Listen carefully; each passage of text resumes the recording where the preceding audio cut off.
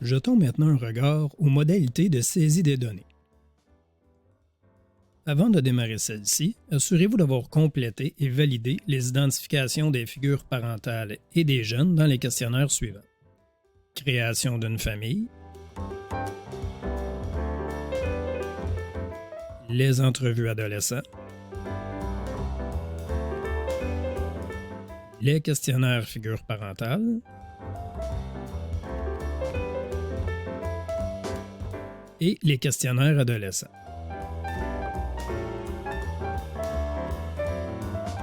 Cette action vous assurera d'un meilleur fonctionnement au niveau de l'envoi de vos questionnaires et une plus grande précision dans la présentation des résultats de votre bilan.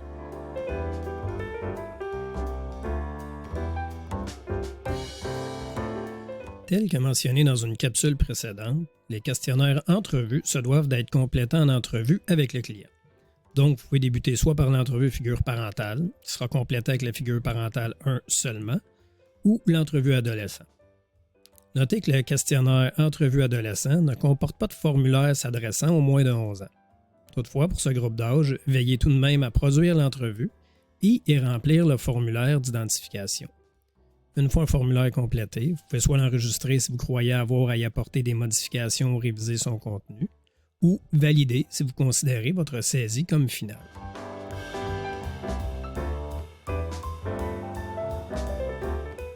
Pour la grande majorité des questions, une réponse est obligatoire. La plateforme ne pourra procéder à la validation d'un questionnaire si une réponse obligatoire est manquante. Paraîtra alors une fenêtre de notification, suivie d'une note rouge qui vous indiquera où se situe l'information manquante.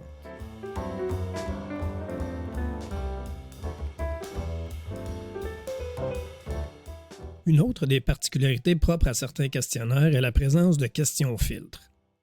Par exemple, au niveau du DEPADO, une réponse négative à la première question filtre « As-tu déjà consommé de l'alcool ou de la drogue à plus d'une reprise ?» vous mènera à valider votre formulaire et poursuivre vers le prochain. Alors qu'une réponse positive vous donnera accès à l'ensemble du formulaire visant à établir le portrait de consommation du jeune. Petit point d'information additionnelle, tous les formulaires vous permettent d'ajouter des commentaires ou notes supplémentaires par le biais de bulles de commentaires. Une fois un commentaire inscrit, la bulle noire passera au vert et il y aura changement de l'icône dans la bulle. Il est toutefois important de noter que ce commentaire ne sera pas reproduit au niveau de votre bilan. Pour consulter à nouveau votre commentaire, vous devrez retourner dans la bulle du formulaire en question.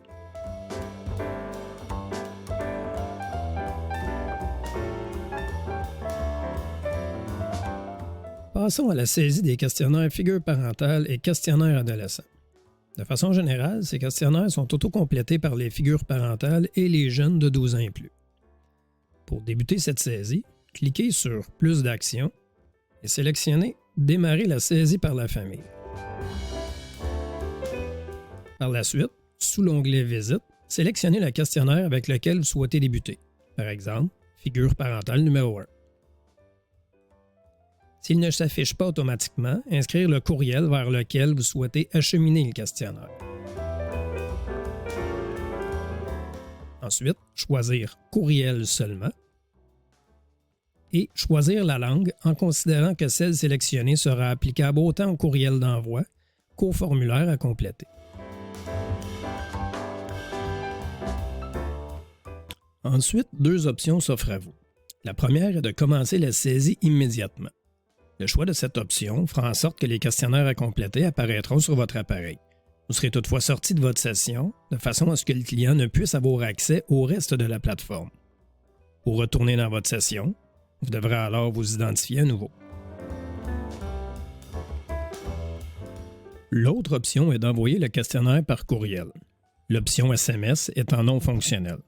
Le client recevra alors donc un lien Internet par lequel il sera redirigé vers la plateforme afin qu'il puisse compléter les formulaires.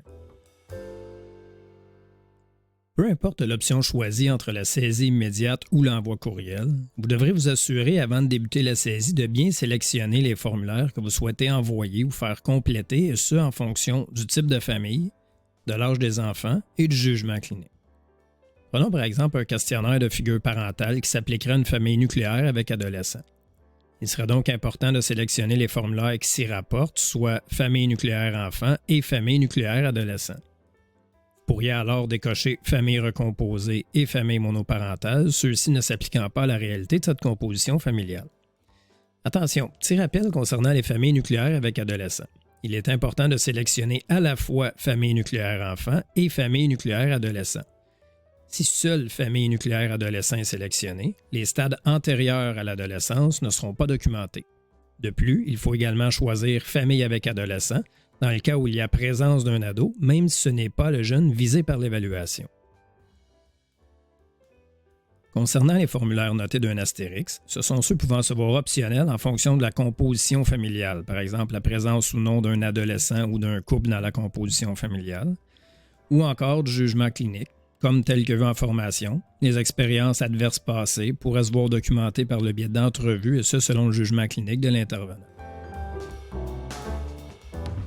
Voyons maintenant le questionnaire adolescent.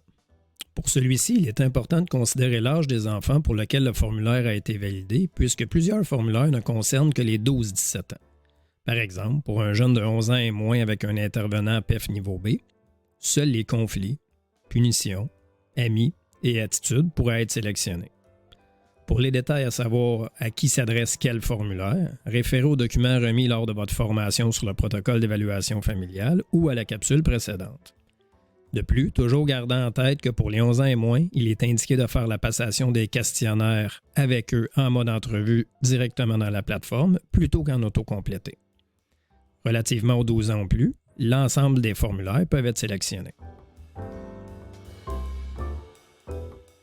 Une fois la sélection des formulaires terminée, assurez-vous que le courriel inscrit est bien celui du destinataire visé et que les informations de planification sont justes. Par la suite, cliquez sur « Démarrer ». Le courriel sera alors envoyé au répondant sélectionné. À cette étape, si un message mentionnant d'entrer un courriel valide apparaît, cela pourrait signifier qu'une étape d'identification des répondants n'a pas été complétée correctement. Répétez cette planification pour chaque questionnaire autocomplété requis.